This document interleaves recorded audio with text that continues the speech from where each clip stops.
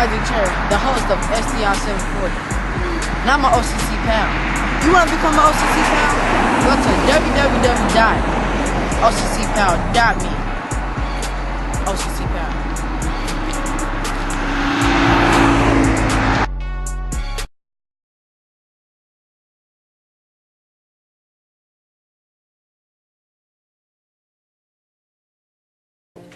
At the CPR event, it will be at Southwest Center Mall on May 16th.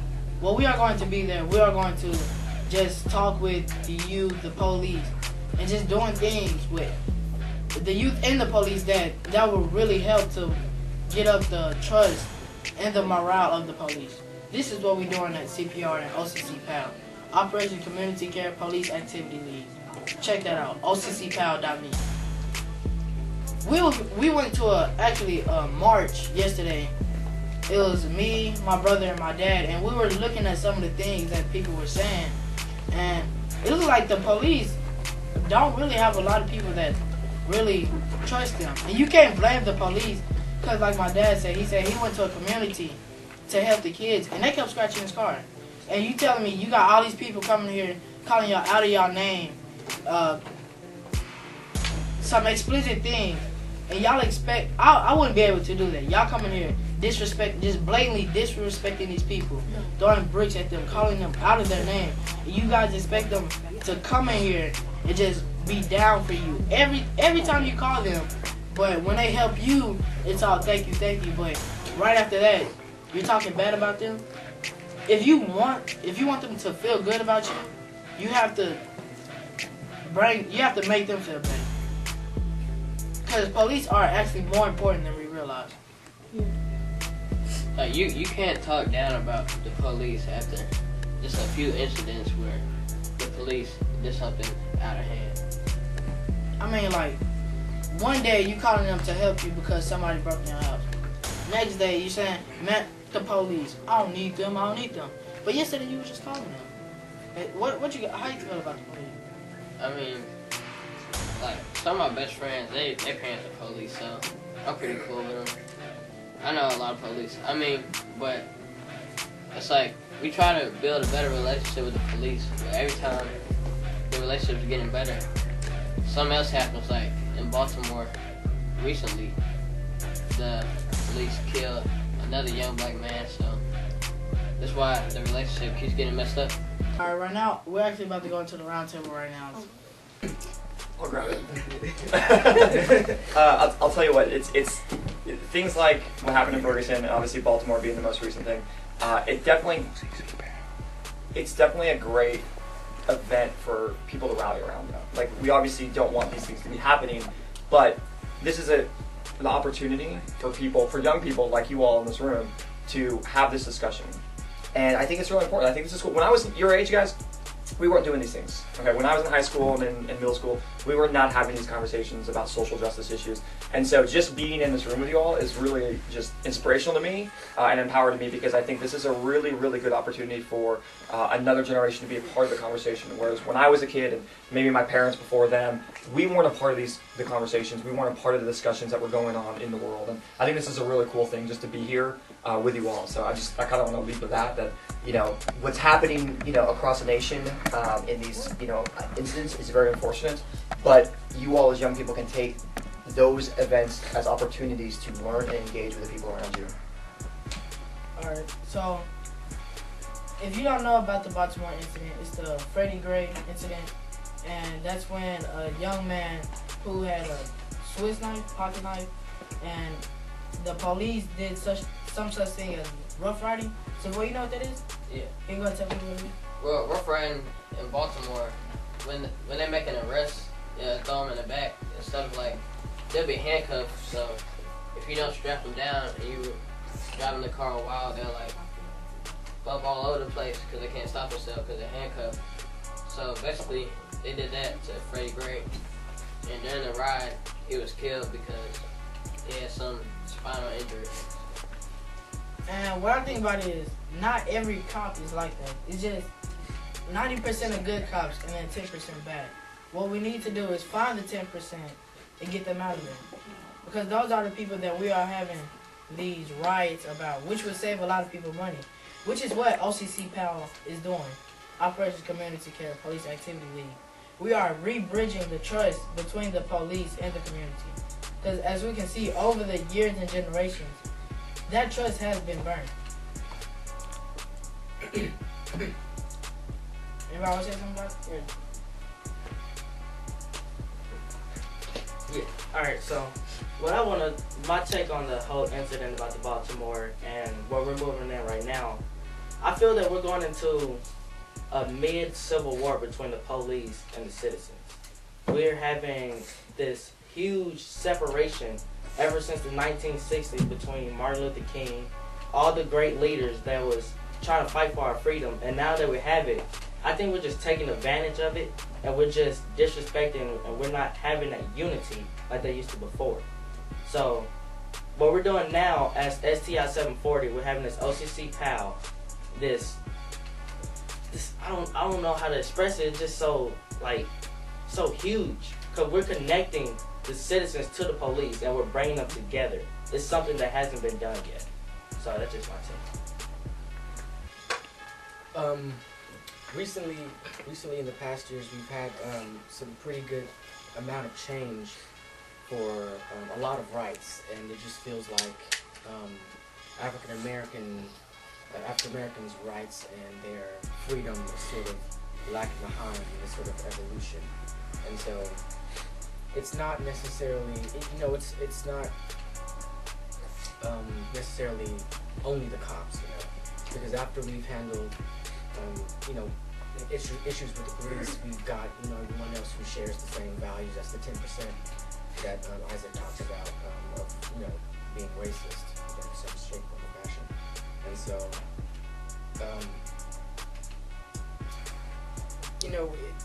it has to do in one way or another with this sort of place that African American men have put themselves in, as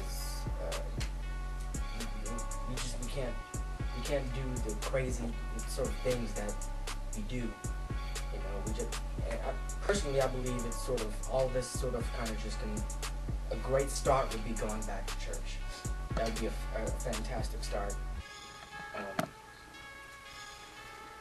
It's just sort of the name we've given the general population of African American men, which there's no such thing as the general population out of it. There's individuals, obviously, but that's sort of what it's come to, is generalization of African American men being the exact same. And I think we've got to start changing that for ourselves before we start changing everybody else. I want to have just throw a question out there. How do y'all feel about the students going back to school or school being canceled? Well, I feel that at the same time, all these teenagers, they're rioting and they're doing all these bad things to businesses in their community. So, and there are some kids that don't want to riot and they're really scared of what's happening. But at the same time, I think school should have been canceled, because some of those kids that didn't want to riot or were scared of other kids who were rioting, they were in danger, and so were the teachers and the faculty there. And if they were there, they would have destroyed the school. And that's in Baltimore. They don't have that many schools there, so I think it was a good idea to cancel school.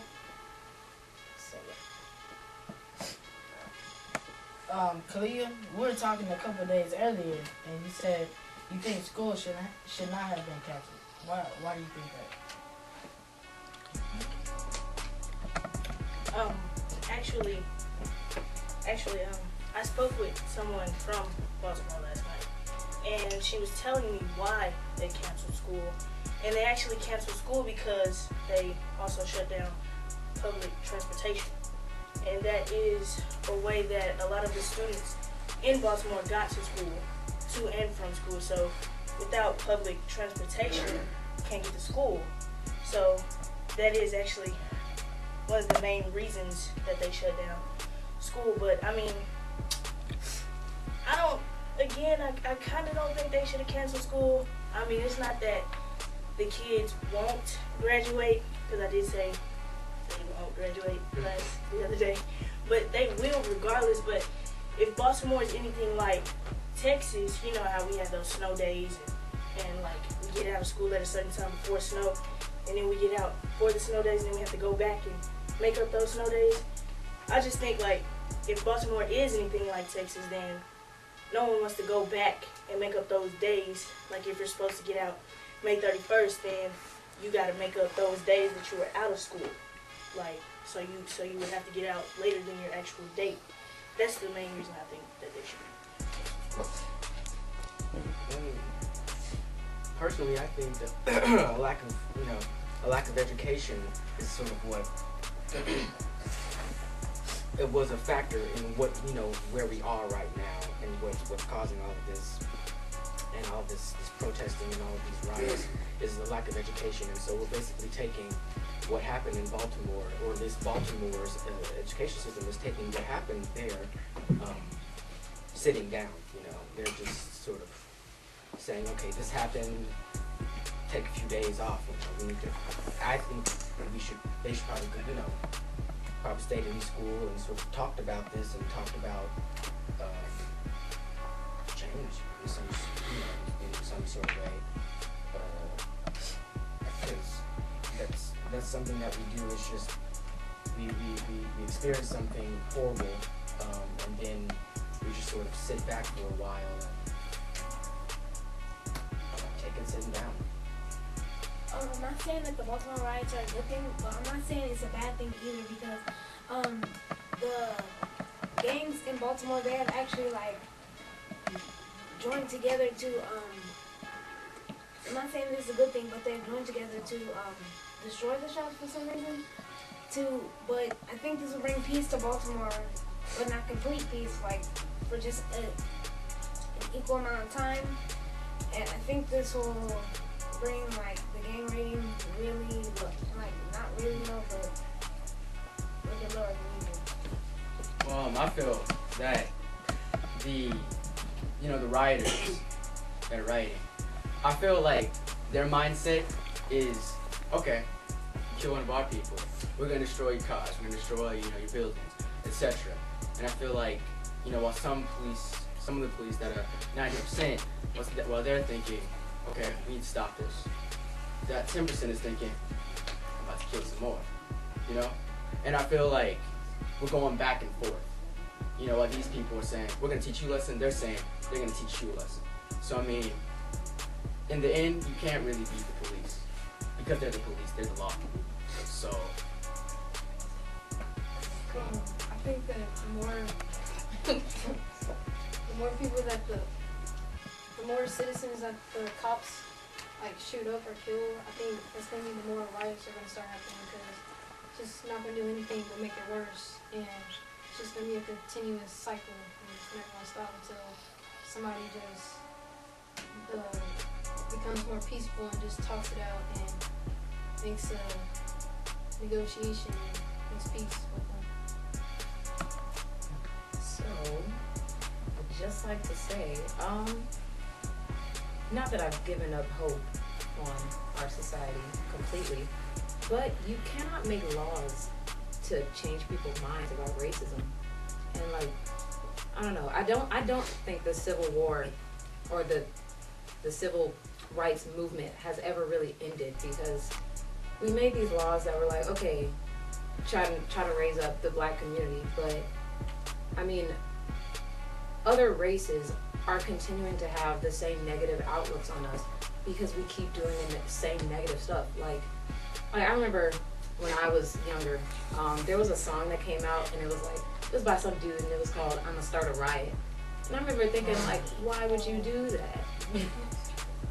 And it's just ignorant things like that keep pointing those 10% and saying black people aren't getting any better. They're staying barbaric, and it's education is a part of it, and it's the way that they're brought up.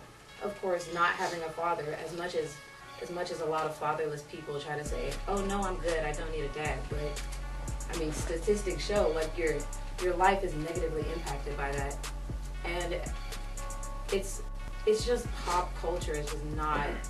It's not good for Black people. Like, it's just not. We can't be listening to like I don't know, just anything on the radio.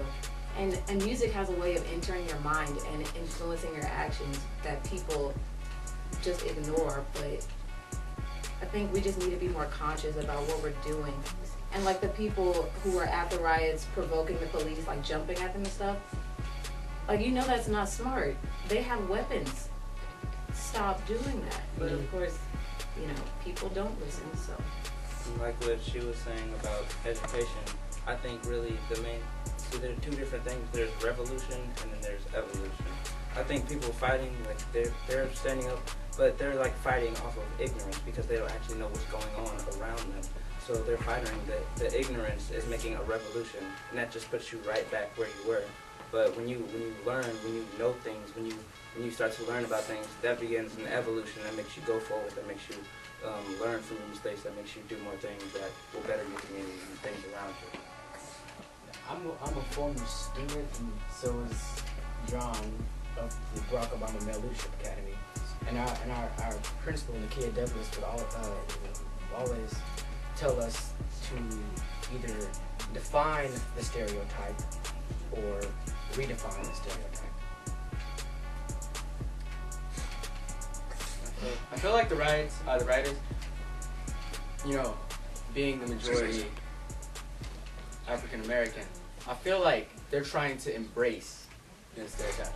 Like, since they've been put down, you know, they've been called, you know, N-word, thugs, you know, etc. I feel like they're trying to be like, all right, we can't get rid of these names. Let's promote it. Let's embrace it. You know what?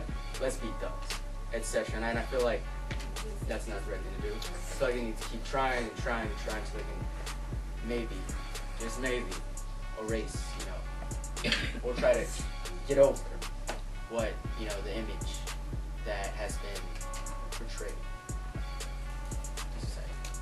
Well, I think, well, kind of like what you're talking about, I think that the same, like for me, is just crazy and stuff to do, like, what, like, just so complicated. Can I piggyback off of something you said earlier? And there were two things that stood out to me, and what you're talking about is education, and I think this sort of look at this systematic issue that we have here, and that it's not just Baltimore or Ferguson or the marches downtown Dallas last night, but that there is a larger thing at play here. And I think that's for you all as a generation to understand is that this is not new. This has been decades long. A systematic approach needs to be taken to things like race, poverty, education, you know, whatever it may be. All these social justice issues have a very large perspective at it, and it's sort of daunting, right? Because you are just one person, right? What can one person do? And this is something I tell, and going back to my segment about sports and lacrosse, one of the things I tell my players is do the little things well. And if you do the little things well over time, you're going to start seeing changes. And for the example of my profession, it's if we practice hard and we do these things well, we will start winning games. And when we start winning games, we will start winning tournaments and we will start winning championships. And that takes a lot of time. And then the second thing that you touched on is, you know, going back to church, do those little things well. Be a part of the community. You know, make good grades. You know, obey your parents. Be a part of the community around you, and do those little things well over time, and you will start to see systematic change. But you said earlier how you're maybe a little frustrated and maybe jaded. Don't be, because it takes time and you have to be very patient to it. And you can have passion and patience at the same time, and I think that's what, you know, your generation and my generation needs to sort of grab hold to, is be passionate but be patient. It's happened over and over again, and I can understand that they're mad, but I don't think that they realize that they are just making things worse, the police brutality and everything. And when it's all over, they're gonna look back and look at their neighborhood and see that it's destroyed. They're gonna think like, what have I done? But let me pose a question to all of you all. Let me pose a question to all of you all. How do you create a learning environment in an environment that is adverse to learning? How do you come back to getting back on track? And secondly, why is it that when you African Americans riot, you call hoodlums, thugs, has-beens, but if college students of another color riot, they're called college students? Why is that? Again, it's all about that image we portray about ourselves. Can you give an example of the college student rioting? Kentucky. Kentucky? After Kentucky won, and then there was a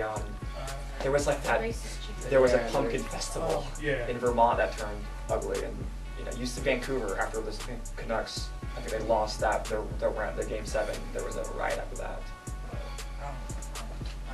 I don't remember that. It happened though. Yeah, they were pretty significant, unfortunately. Yeah. I don't know why they have such a difference between, but I can just say, like, from my take, that college students, they're just called college students because, like, no one really engages on college students, I guess. It's more about the society and where we're living in our social life right now. But I guess because of dealing with school, I don't know, to be honest. What I think it is, as we all saw, the mom in Baltimore who took her kid and just literally went off on him. We need more of those moms to come out in the riots, find their kids, tell them stop doing this, stop doing that. Because the police, they're doing their job, they're doing it as best as they could. But when they find these, like that mom, all these kids have mothers. And if there's moms like that mom out there, if they could just come out and find their kids, I'm pretty sure these riots will be over quicker than we think. I don't think so. As long as you black kids, you African American men, keep getting bigger and growing, and the more you, I'm sorry. As long as you African American kids keep getting bigger, growing, and have attitudes toward the establishment, this will never stop. The thing is this, is that the police are afraid of you, right? And we don't have any kind of partnership with the police because they target our community. I mean, it's a fact. I mean, they're killing most of the kids that have been killed prematurely were college kids, were good kids. But they didn't know this about these children because they're afraid. They thought he was just another angry black kid. As long as we're angry and as long as we keep lashing out toward the police, this type of thing will continue to happen. It's like a repeat in history. But right? does that put the ownership then on young black men then? And exactly. But why not? So that there should be a balance though in the responsibility that young black men have to be leaders and members of their community, but also as the establishment, if you will. Police officers, but I think there's always a balance, right? There's no single silver bullet to any social issue. There's no one person to save all of us from all these different things. And so I think there's definitely a responsibility that needs to be sort of delegated out to everyone, not just young black men, not just police officers. It'd be interesting to see. In my mind, you have all these different levers here, and we all have to figure out what are these different levers we're going to pull and adjust to fix these issues. Okay, so after this is our last question, then we're wrapping it up. Why is it important that the youth bridge the gap between the community and the police? I say the youth needs to bridge the gap because we are the next generation. You know, what happens after us, as simple as it is, that's the future. So if we, the new generation, I guess, can, bridge that gap, then we can teach our kids to bridge that gap, and then keep on building it, and bridging the gap until it's fully bridged. Well, I think it's also important because right now it's the youth that really hate the cops. It's the youth that's doing the rioting, and when they see the kids in Baltimore trying to trust the police again, then everybody else will be like, oh, he's doing this. Then it's not going to be as much hatred towards the police. Yeah, peer pressure is a big part of it.